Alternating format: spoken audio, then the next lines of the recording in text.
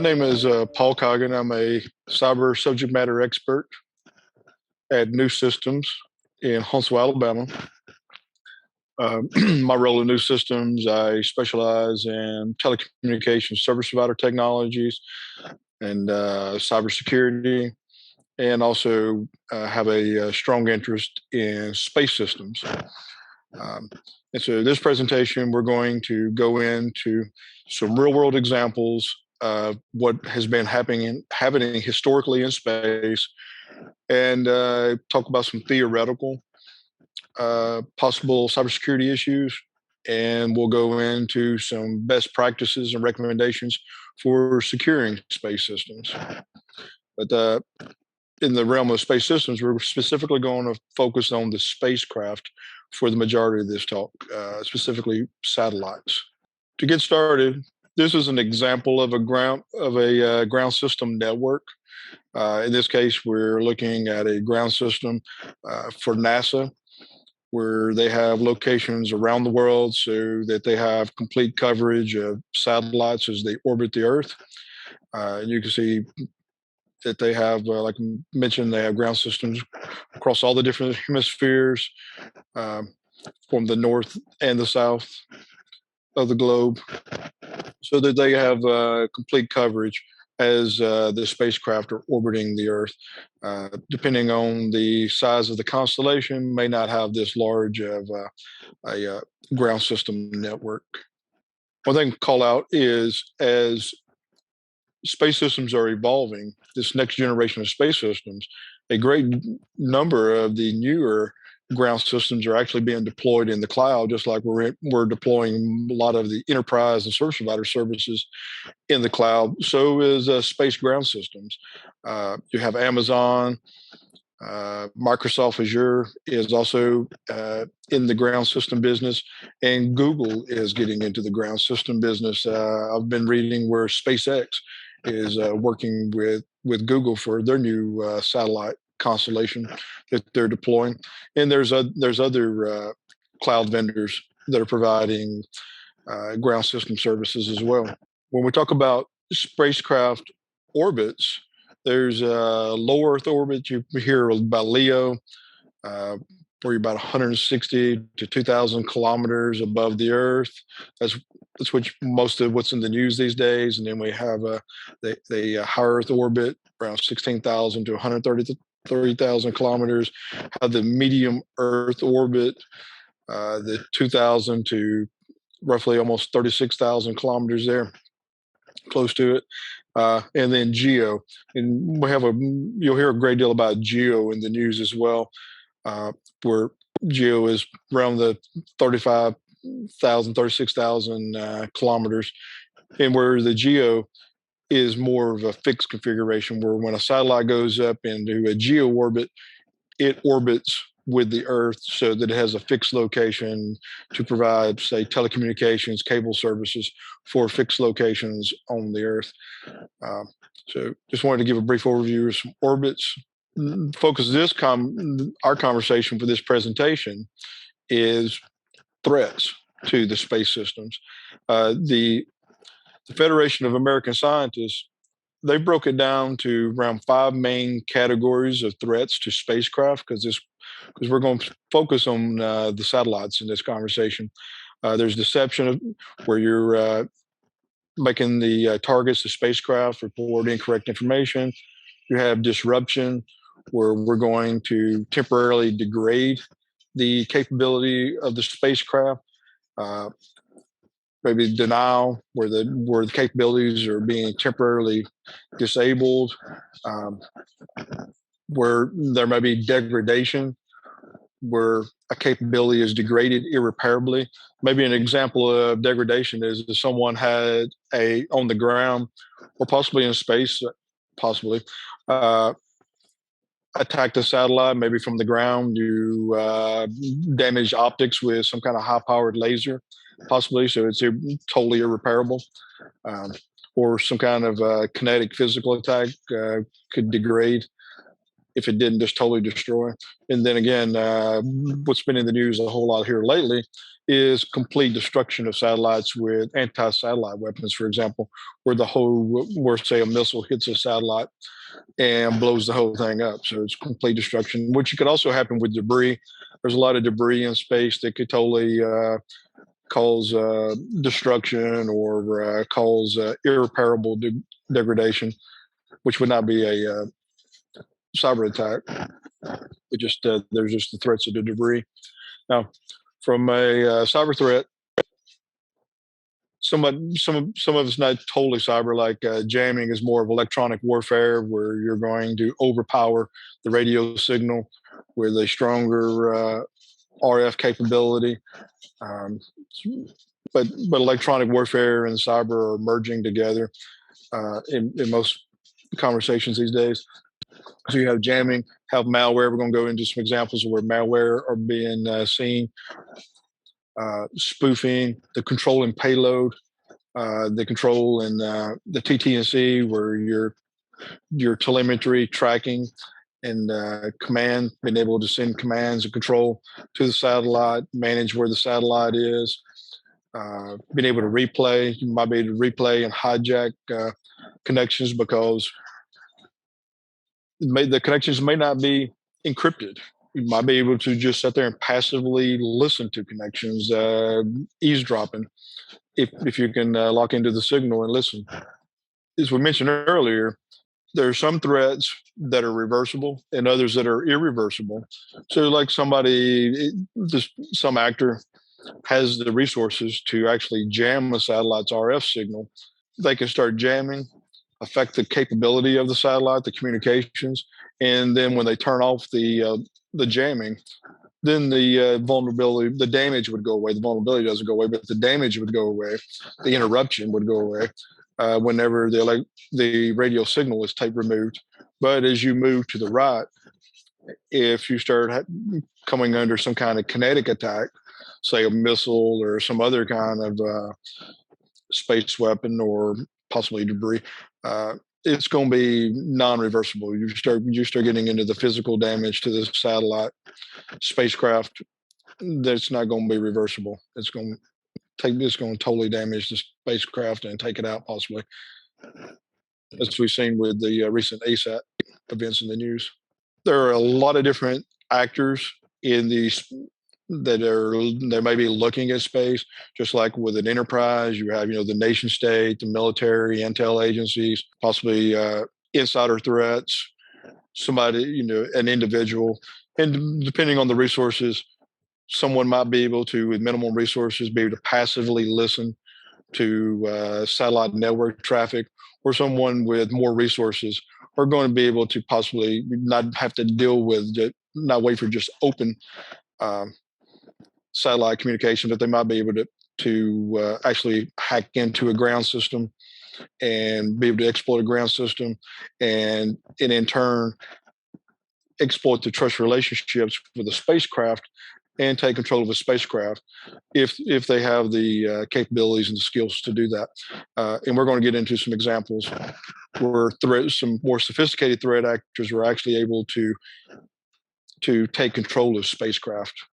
When I like to talk about attack strategies, looking at going after a system, I like to go and develop an attack tree to better understand how an adversary may want to go after the target. I do a lot of red teaming, penetration testing for different organizations. So I like to go and map out, figure out what the target is going to be and come up with a strategy and represent it in an attack tree. So I got a good understanding of how we may proceed to accomplish our goals.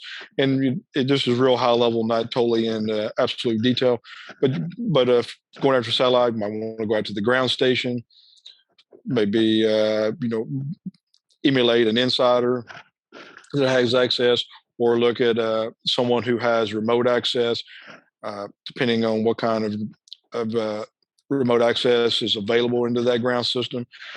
You would typically, historically, you would think that a satellite ground system would be air gapped, but now we've got the ground systems moving to the cloud where they're accessible over the internet. So So there is could be some remote access that could be exploited to get access into a satellite ground system.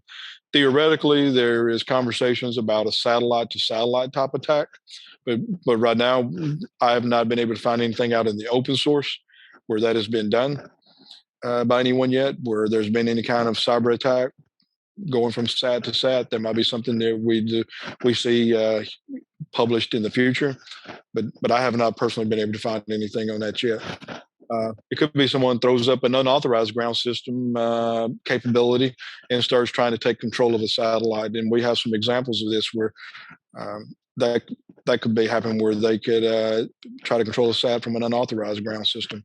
Speaking of malware, a lot of people have talked about Stuxnet in the past, but one thing that jumped out at me doing research for satellite vulnerabilities and what is going on in the space industry, I ran across that the famous Stuxnet malware is suspected to have actually taken out a satellite called INSAT-4B that was owned by an Indian cable TV satellite network.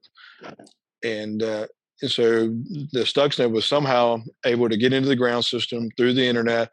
It could have been that someone brought it in through an infected thumb drive or some other medium, or through an infected laptop and brought it in to the ground system, or uh, but somehow it got brought into that network. It wasn't just specified how it got there, but it was able to compromise get into the ground system and find its way on the INSAT-4B, where it is said that INSAT-4B was running the same PLC software, utilizing the same PLC and the same WinCC software to manage it that was targeted by Stuxnet.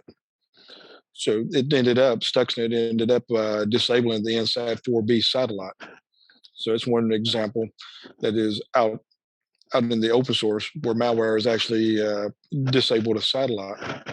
As I've been studying satellite communications and learning more about space systems, it's fascinating to me how many of the space systems, the satellites, are not using encryption. One would assume that encryption is being used because you would not want anyone to interfere with your satellite communications. Well, it turns out that doing a lot of research, that a great deal of the satellite communications are not encrypted. It's recommended to be encrypted, that you use encryption just like internet traffic if you want privacy to encrypt it, but a lot of the satellite traffic is not encrypted, and there's a lot of tools and capabilities available to eavesdrop and to listen to the unencrypted traffic. And the reason that the traffic is not always encrypted is because of the cost of hardening the satellites against radiation. There's a lot of space weather, radiation coming from the sun, solar flares, et cetera, that can disrupt communications with a satellite. And that radiation that space weather up in the upper atmosphere can not only interrupt communications, but it can also affect electronics, and over time degrade the system itself, the different electronic components. And if there was to be some kind of like a solar flare storm or what have you, and you're having encrypted communications, it could interrupt the encryption keying so that you would lose your communications with a satellite. So it's easier to have communications with a satellite when you don't have the hardening, radiation hardening, to just not use encryption. Because if you're going to use encryption, you're going to have to make sure you have really good radiation hardening on that satellite to make sure that you can maintain your communications with it. And so that's why we don't see 100% encryption everywhere, because it's going to drive up the cost. But that also makes the spacecraft inherit the vulnerability, and then your communications to be open to the world to possibly listen to if they have the right equipment. Another example of unencrypted satellite communications being intercepted is down in Brazil. Apparently, there was a large number of people that were aware that the U.S. Navy was using open satellite communications in the UHF band. And at one point, they arrested 39 people across 6 Brazilian states for illegal utilization of the Navy's satellites.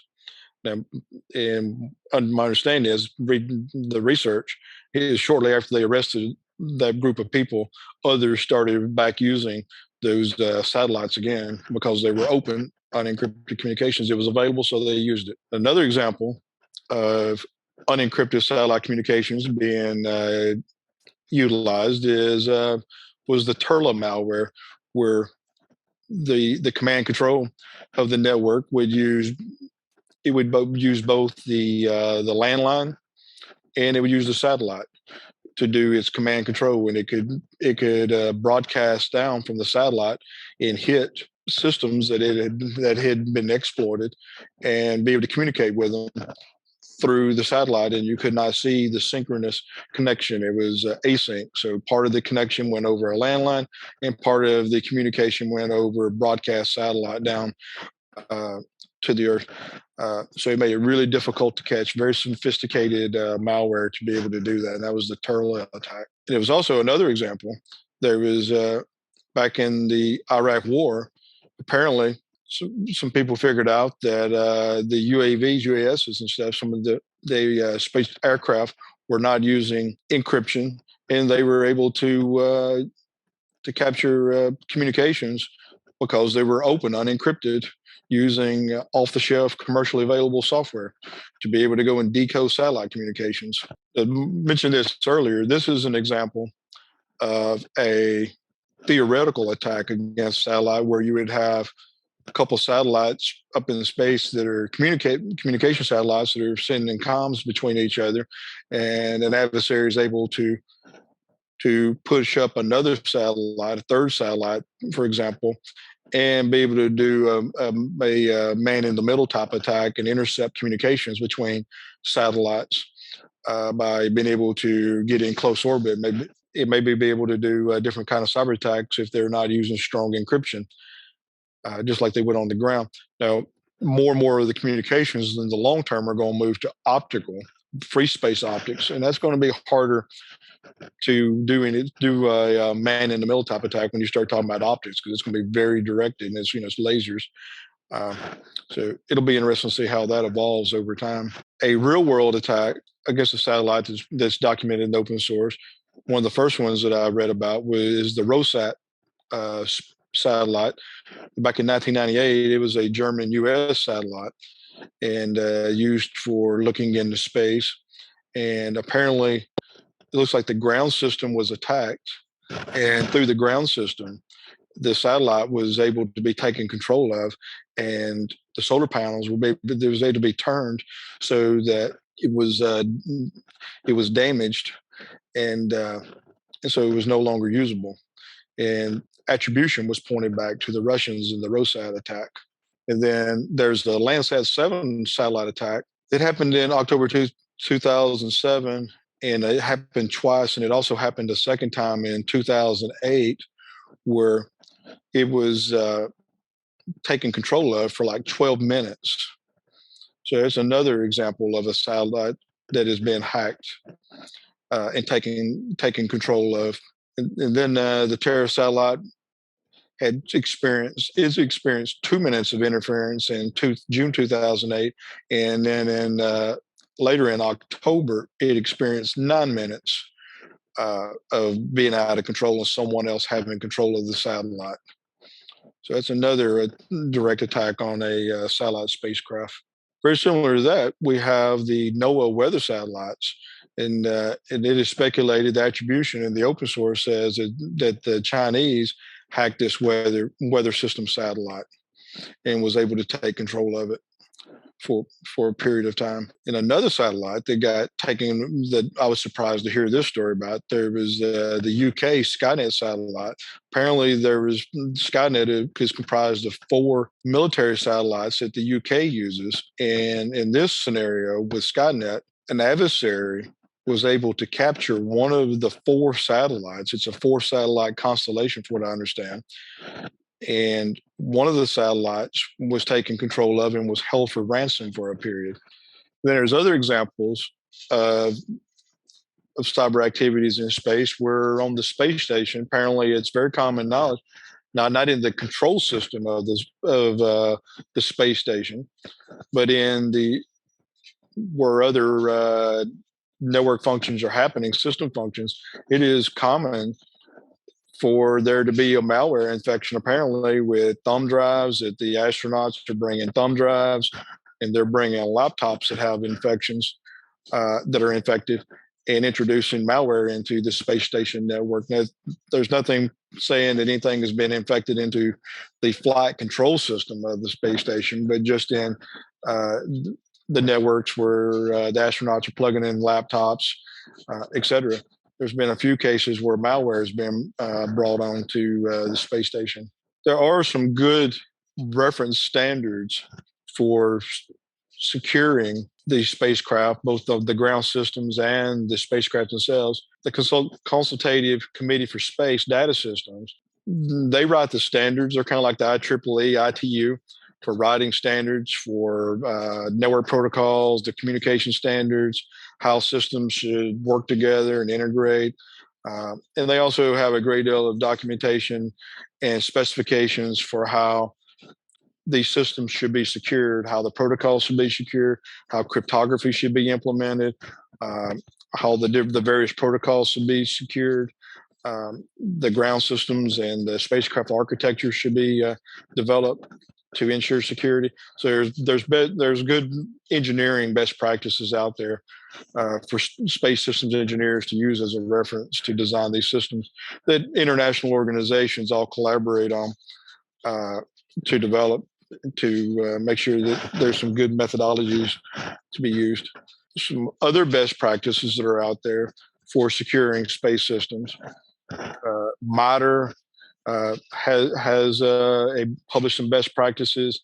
MIT Lincoln Labs has published documentation on best practices for securing small satellites. NIST is currently working on a standard for commercial satellites. I believe it's called NIST 8270 is the document that NIST is working on. And then there's the Committee for National Security Systems, some U.S. government organizations, the CNSS. They have a number of documents out there for best practices for securing space systems. In the Aerospace Corporation, very similar to MITRE and MIT, the FRDCs in the U.S., they have best practices for securing space systems, both architecture and policies. And more recently, there's the Orbital Security Alliance, and they have recommended best practices for securing satellites that are available for reference. Some things that you might want to think about when you're starting to work on designing and building your own spacecraft is to use the DevSecOps and design security into the satellite from the very beginning, both hardware and software, to make sure that it's hardened, that you have the radiation hardening so that you can protect the system from the hostile space weather environment, from the solar radiation, looking at the supply chain, the different operating systems, the real-time operating systems you might be using, that whole chain of custody is secure, and that the applications, et cetera, are all been that you understand where all your components and software is coming from. Look at implementing the zero trust model with defense in depth, to look at all the different trust relationships and the interdependencies in both the ground system and the spacecraft. Make sure everything is secure and locked down. And encryption is being used. And more, the spacecraft that are being deployed, the next generation spacecraft that are coming online, are going to have the ability to support virtual machines and containers. So it's going to open up the capability for doing logging and increase the ability, the resources to do things like intrusion prevention systems. And we can look at applying machine learning and artificial intelligence and monitor the commands that are being sent to the spacecraft to make sure no one's trying to help us manage that spacecraft, and we're only getting the type of commands that we expect in the order we expect them. There's not some unauthorized configuration commands being sent to the system, or operations trying to manipulate the payloads. And we need to closely monitor the telemetry tracking control of the satellite. And also, with a lot of the satellites are being deployed now, where they even have like a lot of them are like running Linux and are being constantly patched to add new features and new capabilities to support the control of the spacecraft and the payloads. But we need to have really strict system configuration management to make sure that constellation, we know all the different patches and configuration status of these systems, so we know where we're at and make sure nobody's helping us manage and mess with the configuration of these systems, as we've shown in other slides, which are not only theoretical but very possible for someone to get unauthorized access to and help us manage our spacecraft. That is the overview of the spacecraft system hacking that I wanted to share with everyone today. I really appreciate the Nanoc team giving me an opportunity to come and present it at the conference. And at this time, if there's any questions, I'd be happy to answer questions. Thank you.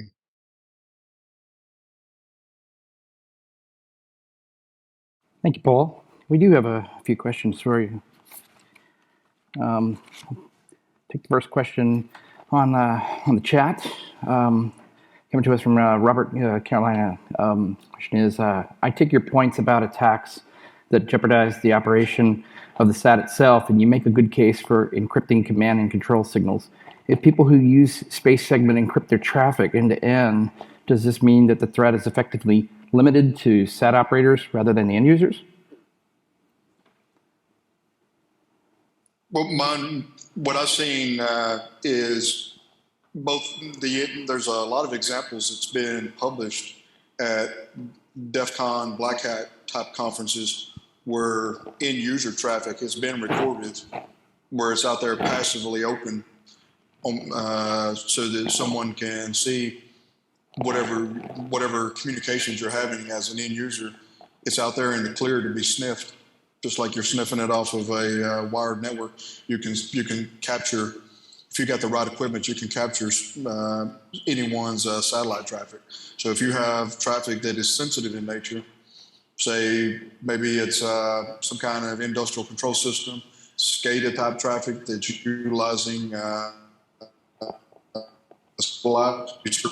would certainly be of concern. Or if you had sensitive information like passwords or that passing in the clear, that someone can sniff off the wire. So yeah, it could affect end users as well as the sat to ground system. Thanks. Next question is from Jorge Amodio. What are your thoughts about DTN and BPv7 BPSat? I have not read up on this.